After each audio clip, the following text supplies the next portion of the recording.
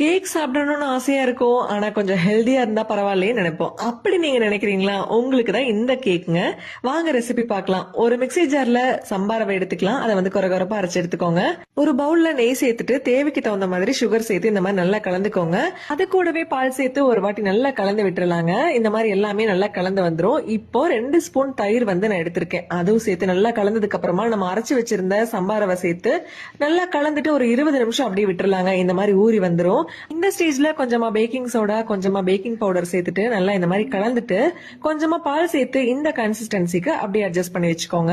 ஒரு பாத்திரத்துல கொஞ்சமா நெய் அப்ளை பண்ணிட்டு கேக் மிக்ஸ் அதுல ஊத்திட்டு இட்லி பாத்திரத்துல ஒரு 20 நிமிஷம் வேக வச்சு எடுத்தீங்க அப்படின்னா சூப்பரான கேக் வந்து ரெடி ஆயிருங்க.